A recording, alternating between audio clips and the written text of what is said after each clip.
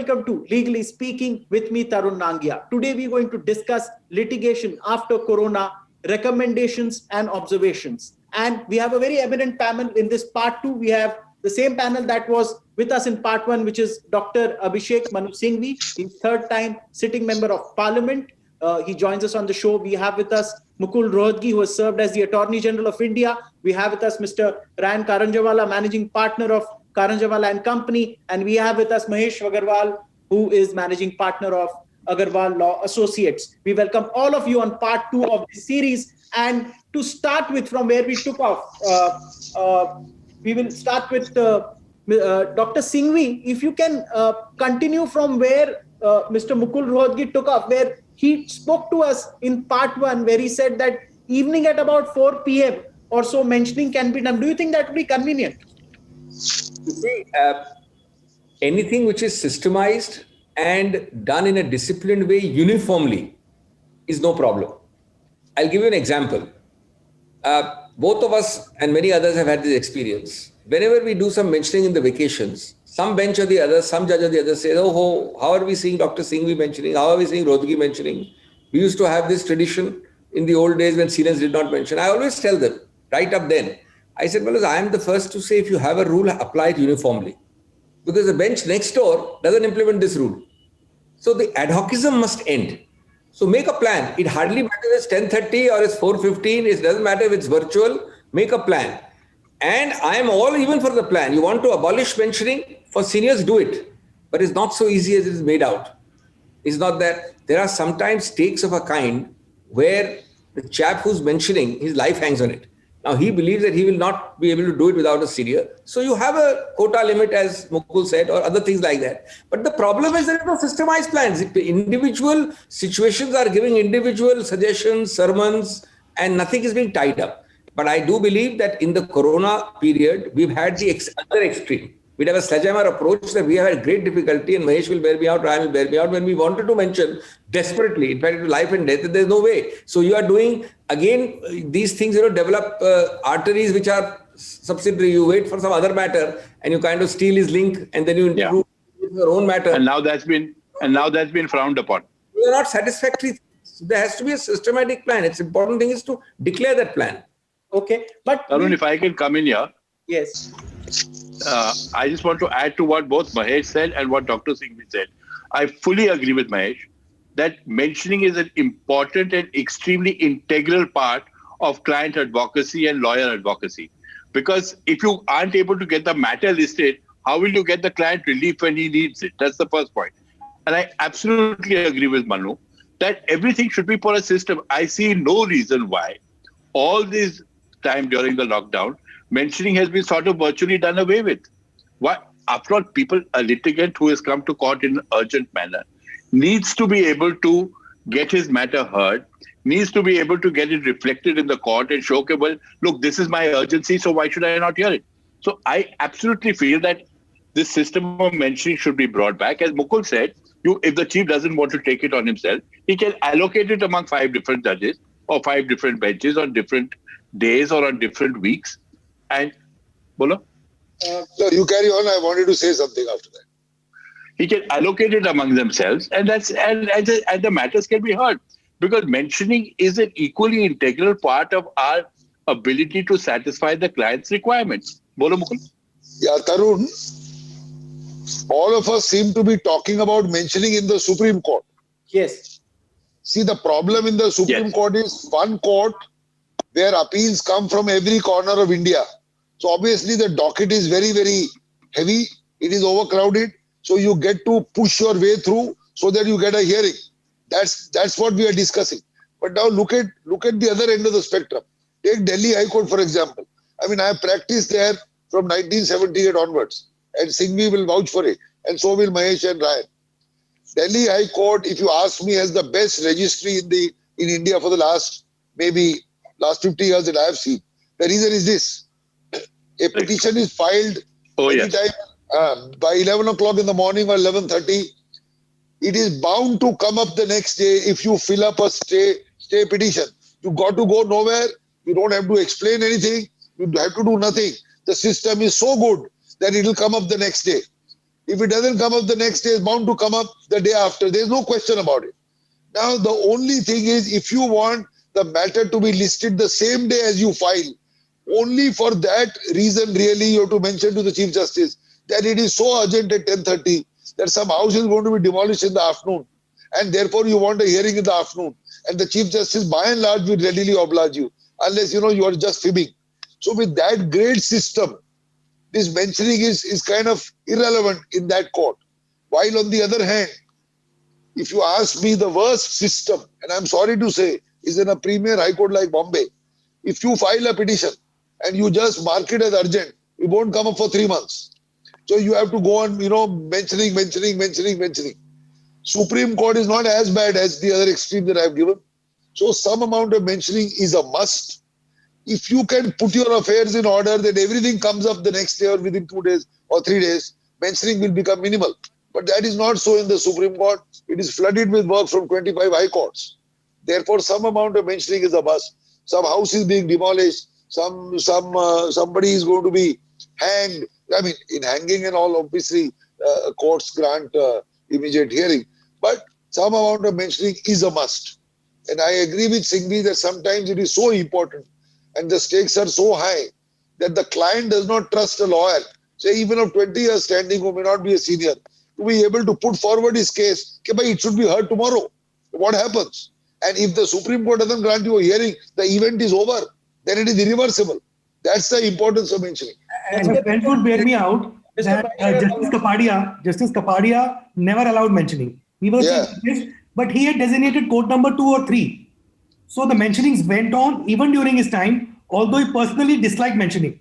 So That's these were okay. mentioning matters in court 2, 3. So some system has to So be. that's fine. One second, Tarun, just to add to this, it's a facet. Actually, in this process, we forget, again, we are becoming too court-centric or too one-court-centric. You have to think of India. There are many Indias in one. And a lot of litigation we are generating, and a court's 1/3, 1/10, 1/5 time is being wasted by artificially generated litigation. Because not only is the Bombay High Court example which he gave, I will give you in the last 1.5, 2 months bizarre example which I didn't even know. In Calcutta, etc., it has taken 5 weeks to list a matter. In between those 5 weeks, the man must have mentioned 5 times. Now that mentioning there are mentionings like this in hundreds. So it takes up a lot of time. In Jharkhand High Court, a matter is being yet to be listed next week after 6 weeks. By simple filing with urgency and everything, defect free. Now, by not setting your individual high courts in order, you are creating many Indias in one. And imagine the amount of judicial time collectively you are wasting in India by generating litigation, which is only mentioning litigation, which did not arise at all. And there are more high courts like this I can name out. I would just like to add an example to what Singhvi said. I mean, we have appeared in cases where a man files a petition, say in Calcutta or Jharkhand. Despite mentioning it doesn't come up for hearing at all. So the man files the same petition again in the Supreme Court, saying that what should I do? Because the High Court is not hearing. Now, this is not an appeal because no order has been passed. So we are trying, and the Supreme Court is frowning on us. Why have you come here when you moved the High Court? So we're saying, no, High Court is not giving us a hearing. So sometimes you get sympathy of a court by saying, all right, we'll tell the High Court to hear it. I mean, this kind of litigation is absurd. Taking time, money, I mean, it's nonsensical only because some High Courts are not pulling their weight. Okay, that's a fair point. I have a different question here for Dr. Singhvi. Now, Bombay High Court and Chhattisgarh both have gone off, in a sense, virtual hearings. Would you want to come in on that and make a comment or make a request? This kind of thing should not happen. I think it's very simple and straightforward. There was, let me be very quick and pointed, there was a campaign carried out from, let us say, 3 months post-corona till now. That is for 6 months of the 9 months, that you should have physical. The campaign was mixed up with a lot of allegations that this is favorable to a certain set of lawyers only, this must end, this is discriminatory, etc., etc. Now the proof of the pudding is in the eating. The best statistical answer came when Delhi High Court found that 0.001% of some such ridiculous figure was in favor of physical hearings. Every physical hearing was in fact abolished because it would not go on, and they had ultimately settled for a 1 day in the week system, which is hardly attended. This was also tried elsewhere. It did not succeed. So I think we don't have to try and do things for show. as long as corona is there, and we are now hopefully at the cusp of a vaccine, whether the vaccine takes January or takes March, we are now possibly over the worst part. Till then, to merely say that the whole court shall be physical is actually creating your own problems. I can guarantee that no high court in the country can do more than 5 to 10% of its normal output if it declares itself physical. It's not a question of me or you or anybody. Most lawyers will not risk it. It's not worth the risk of going physical. So I'm quite astounded how this decision has been taken. I can understand, yes, that we will have, instead of one bench, we'll have 3 benches on physical because it might help some lawyers. Certainly it should be. But to suggest that a high court has become physical before vaccination and before the end of corona, when you are talking in many places, Germany is going to a lockdown again. Thank God we haven't had a second phase or a second wave. So therefore, Dr. Singh, you have not populist. And our Delhi has given the proof. In Supreme Court, the figure was less than 1% who actually came for physical. In High Court, it was even lower. Can I just add, Tarun, the same vein? I mean, at the end of the day, do you think Bombay and Jharkhand, which have started physical, are they islands? I mean, are they not in India? You tell me one city, one place in India where there is no corona or people are not scared mortally of corona. I mean, I can tell you, I went to the hills. I have a house at 7,500 feet. I found there were people having corona there also. So, I mean, a popular city like Bombay, how does it say that it is an island? How does the court say that the Supreme Court may or may not do physical, Delhi High Court may not do, Calcutta may not do, but then Bombay has suddenly become so much better? Bombay was in a terrible situation 3 months ago. So, I don't think it's correct. They should have taken their cue from the Supreme Court. They should have ensured that vaccine comes, and at least people, at least 50% people get vaccine, and then, antibodies develop and all that. If you have spent 9 months, you jolly well spend 2-3 more months and be done with it. I mean, there is light at the end of the tunnel. It's not as if that there is no light. So I completely disapprove of the manner in which Bombay and Jharkhand seem to have started physical in trying to force lawyers to come. I mean, there's no way that lawyers like us who are 65 years of age are going to go to the court in a hurry unless there is a vaccine, which ultimately means that a client is deprived of a lawyer that he wants to choose. Let me tell you something, Tarun. Just before the Zoom, I was on another Zoom with some friends of mine in Bombay, one of whom is Amit Desai. And I asked Amit, Amit, have you stepped into court at all? He's a senior counsel and one of the top criminal counsels. He said, look, I've avoided as far as possible. I went in only one matter where I was appearing for the state government, that too for a limited and short time. My other friend, Navroz Sirvai, and my other friend, Darius Kambata, told me that, look, we are really not interested in appearing in this situation. So what you're doing in a sense is you are really putting a lot of lawyers at risk, and a lot of litigants are not able to get the lawyers they want. basically you're saying Bombay Because you've suddenly... should rethink. Definitely. No, see, Tarun, as far as I am concerned, if there is a compulsion, I am not going to go. That's clear. So it doesn't matter to me. I mean, in one sense, I am happy. Instead of doing 10 matters, I'll do 4 or 3. I mean, I won't do physical. It suits me. But this is not the way. Again, individualistic approaches are not correct. But I must add one thing, Tarun. I think, to be with grave respect, and I don't mean to use strong words, it is irresponsible to do it. I'll tell you why. And it is not a question. You can't open a court only for Singhvi or Karanjawala or Rodgi or Agarwal. When you open a court for physical and declare the court physical, you will have a minimum in the Supreme Court 2,000 people. I don't know the figure, but minimum. The court doesn't function because 12 judges come and 15 lawyers come. The entire support system comes. In Bombay High Court, that figure may be 4,000 or 6,000. Now, to imagine a courtroom with even 1/10 of that, control distancing and all that, you will have a public health disaster. Who's going to answer for that? A public health disaster, you will actually create corona of a very big kind. So I don't understand how this decision could have been taken. Thank point, Mahesh Agarwal, if you want to have a point on this. No, I only want to say that there are some courts, to balance interest, they have a hybrid system. Like in Karnataka, in some courts, they have a screen. So if a lawyer wants to appear on a screen, he can appear. Simultaneously, there's a desk. So somebody can appear physically also. So in the same case, you have one lawyer appearing physically and one appearing hybrid. So if the Bombay High Court or Jharkhand High Court wanted to help lawyers who are not so much technology advanced or who have some handicap and who want to appear physically, they can develop a system like this. which is hybrid. You can have two screens. We have a- Mahesh, can I just add one thing? Every lawyer who is going to a high court, I'm not talking about district court lawyers, but every lawyer of high court and district court for that matter has got a telephone. Today you can argue on a phone. I have done it so many times. I mean, to say that a lawyer won't have the infrastructure of a telephone, I'm not willing to believe it at all, unless you go to some remote tehsil somewhere. But every district court lawyer, every lawyer, even let us I say agree. small places like Meerut, Bulandshahr, all these places, people have phones here. I mean, I don't agree. I mean, your domestic staff has got phones. They send you a WhatsApp. You mean to say a lawyer doesn't have?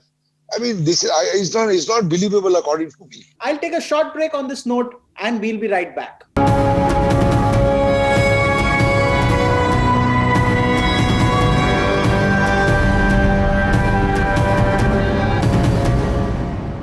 तीस साल के इंसान के लिए 1 करोड़ का term life insurance 9,000 तक का भी है, 15,000 तक का भी। पॉलिसी बाजार पे 15 से ज्यादा कंपनीज के टर्म लाइफ इंश्योरेंस कंपेयर करो और पैसे बचाओ और छोटी छोटी मंथली पेमेंट्स में घर बैठे इंश्योरेंस पॉलिसी पाओ। policybazaar.com।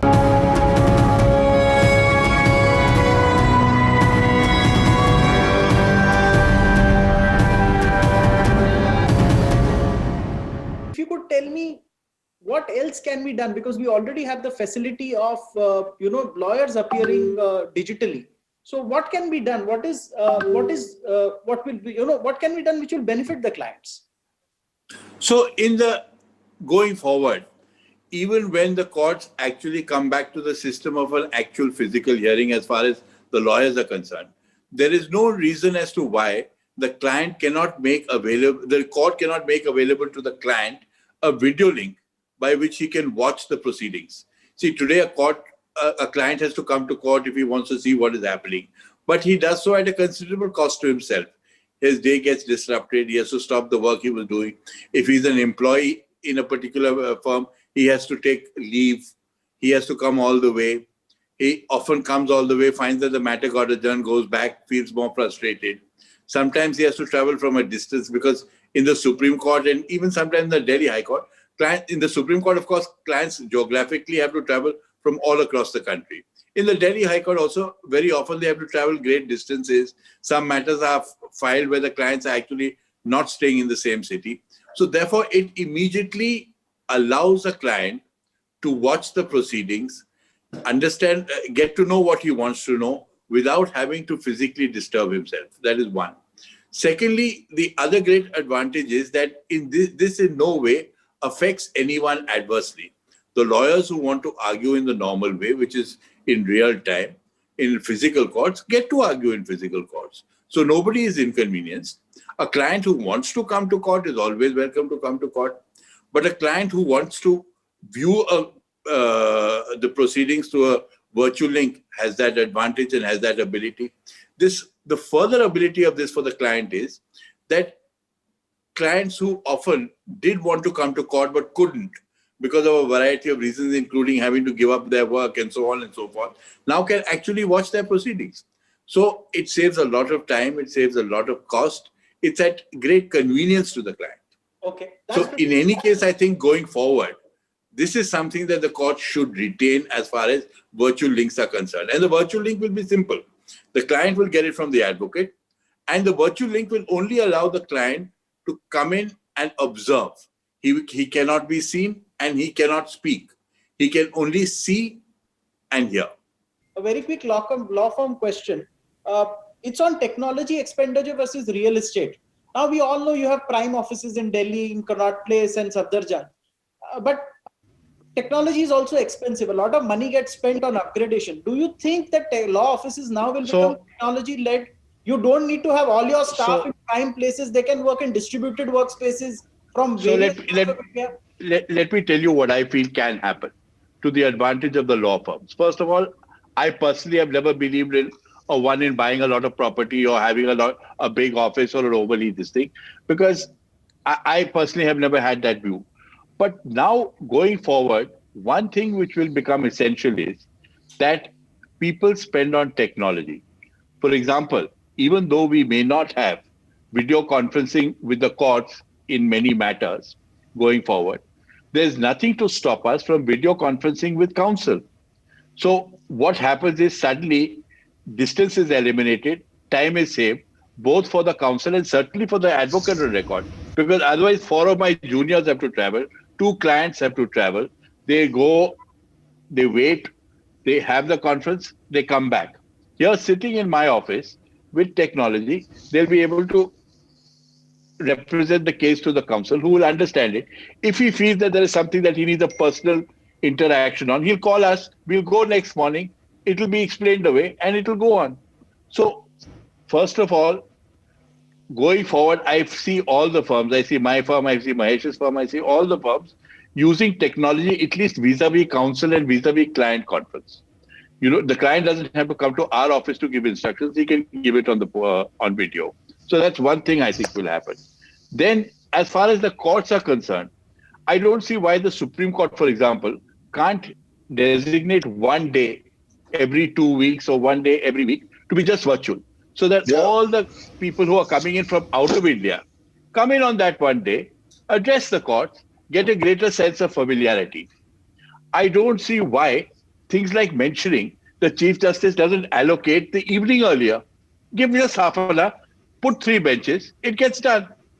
Now, there is no doubt that the courts have not functioned at full strength during the whole lockdown. So there is absolutely no reason. See now, for example, if a court has to assemble, then it's a large paraphernalia.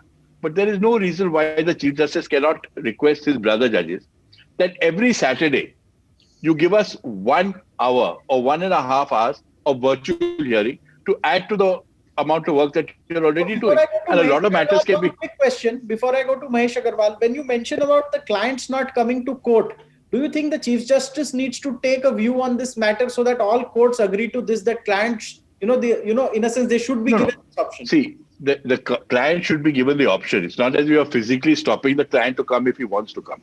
But the point is you give him the option of saying, okay, I can watch how my lawyer is performing, sitting in my shop or sitting in my office. I don't have to spend my whole day physically going to court and therefore sort of cursing the way the litigation system functions in India. Because obviously the frustration is much more if you go all the way, find your matters got adjourned, now go all the way back. At least if you were sitting and continuing with your work, your frustration in the litigative system in India would be reduced. Now, Mr. That's how I see. Your set of points on these all issues. In terms of costing of real estate versus technology, I think the technology cost is minuscule, and going forward, Absolutely. it's really, really cost effective. Now, in terms of many ways, if you have technology in your office, you can have virtual meetings.